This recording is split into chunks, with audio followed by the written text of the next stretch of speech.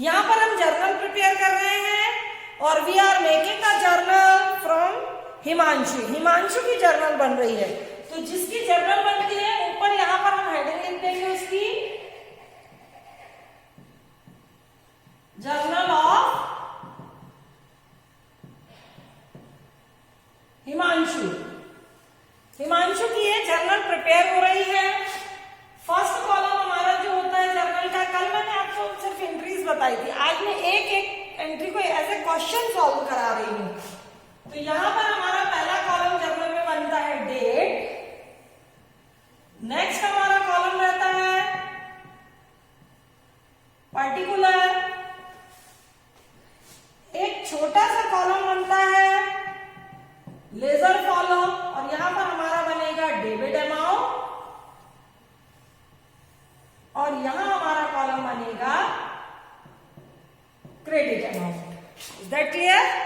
These are the columns of a journal. ये एक journal के कॉलम्स होते हैं।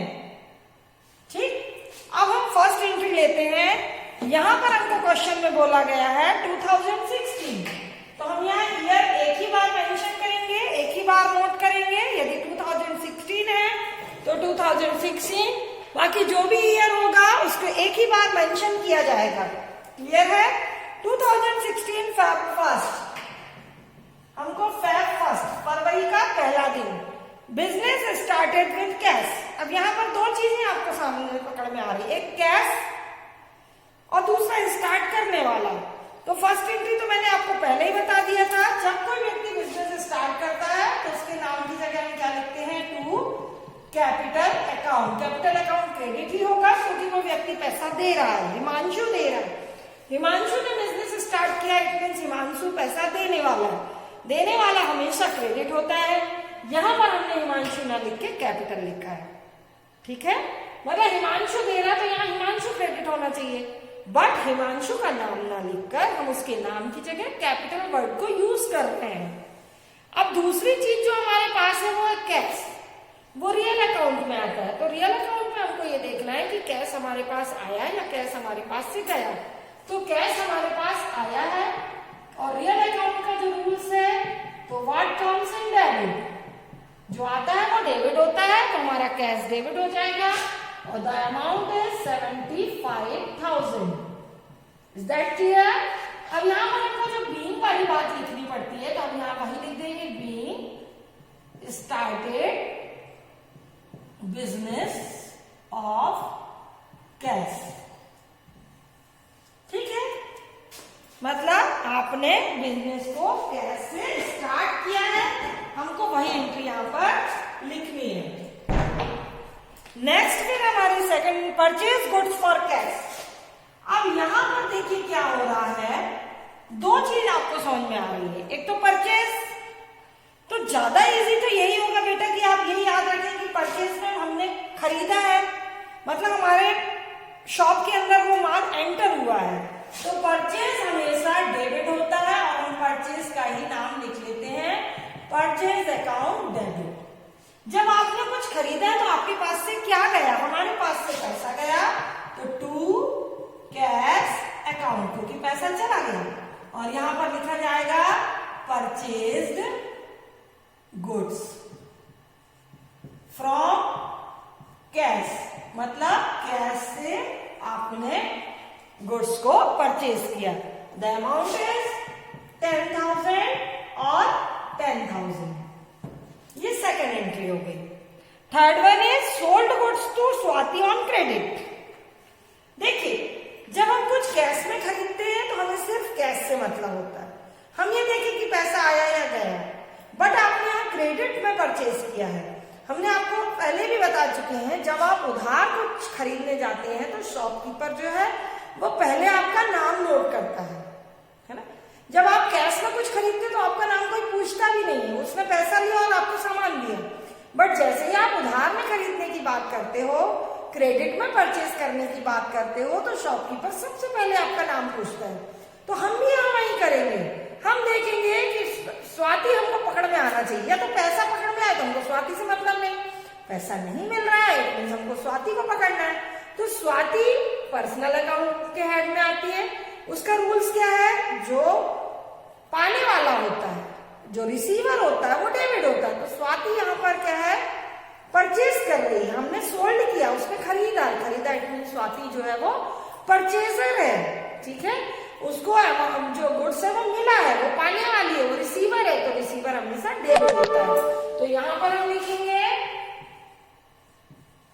Swati debit to sales. देखिए परचेज को हमने डेबिट किया है तो सेल्स को हमको क्रेडिट करना है, क्योंकि हमने यहाँ पर माल बेचा है। To sales account. अब यहाँ बार बार मैं नरेशन लिख के नहीं बताऊंगी, क्योंकि अब आप लोग समझ गए हो कि उसको हमको कैसे नोट करना है। तो ये 9 तारीख की बात है और यहाँ पर स्वाति ने माल खरीदा है, हमने बेचा है, तो स्वाति पाने वाली, इसीलिए डेबिट। और गुड्स हमारी दुकान से चला गया, रियल अकाउंट क्या बोलता है, what's go out is credit, जो जा रहा है वो क्रेडिट, और जो व्हाट्स कम इज डेबिट, जो आया वो debit. The next is purchase furniture for cash. अब यहाँ 2 चीजें हैं, क्लियर हो रही है, एक तो फर्नीचर और एक कैश, दोनों रियल अकाउंट में आते हैं। अब आप ये देखिए कि क्या आ रहा है और क्या जा रहा है। तो सीधी सी बात है कि फर्नीचर हमारे पास जो है वो आ रहा है, फर्नीचर अकाउंट डेबिट, और कैश हमारे पास से जा रहा है, तो cash account credit. Clear, furniture आ रहा है तो फर्नीचर डेबिट, कैश जा रहा है इसीलिए कैश क्रेडिट। तो furniture account debit to cash account. तो यहां पर इसका जो अमाउंट था वो 3000 था और इसका जो अमाउंट है वो है 5000। 5000 का फर्नीचर आपने परचेज किया है। तो मैंने पहले ही बोला, जो रियल में आपको बिल्कुल एग्जैक्ट समझ में आता है उसको पकड़ लो।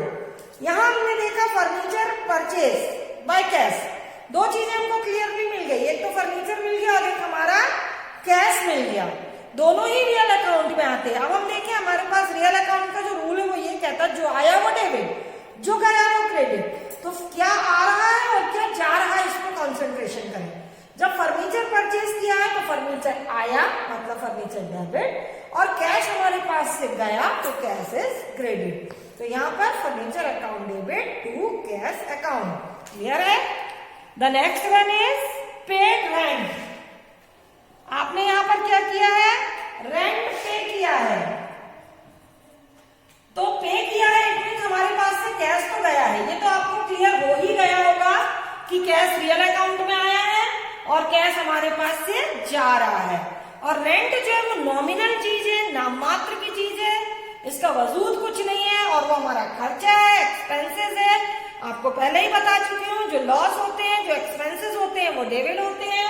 तो यहां पर हम लिख देंगे rent account debit to cash account. कितना रेंट आपने पे किया है, तो यहां पर अमाउंट दिया है 1000 रुपीज, तो ये 1000 रुपीज जो है ये आपने रेंट पे किया है। क्लियर है। The next is paid salary. अब आपको सेम टू सेम यही रेंट वाली प्रोसेस जो है वो सैलरी में भी अपनानी पड़ेगी आपको। तो यहां पर हमारा हो जाएगा salary account debit to cash, क्योंकि सैलरी नॉमिनल अकाउंट में आती है, नॉमिनल अकाउंट में एक्सपेंसेस डेबिट होते हैं, और कैश रियल अकाउंट में आता है, रियल अकाउंट में जो हमारे पास से जा रहा है वो क्रेडिट होगा, और सैलरी के रूप में हमारे पास से कैश जा रहा है, इसलिए हमारे पास कैश क्रेडिट होगा। क्लियर है। एक एंट्री और है इसमें, कैश रिसीव्ड फ्रॉम स्वाति। सीधी सी बात है, 28 फरवरी में 28 दिन कैश रिसीव्ड हुआ है।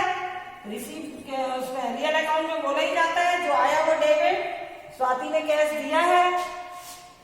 ठीक है, कितना कैश दिया आपको, स्वाति ने हमसे कितने का खरीदा था, 3000 का, तो 3000 रुपीज स्वाति ने दिए हमको, तो कैश रिसीव्ड हुआ है। अब ये कैश दिया किसने है तुमको, तो कैश हमको किसने दिया है, स्वाति ने दिया है, इसीलिए स्वाति जो है वो क्रेडिट हो जाएगी।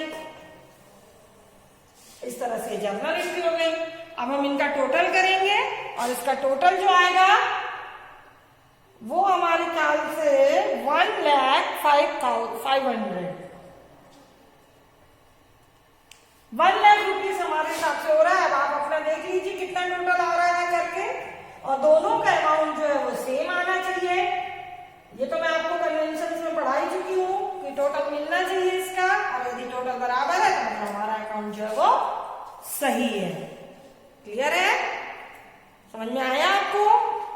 देखिए, कैश अगर आया है तो डेबिट, गया है तो क्रेडिट।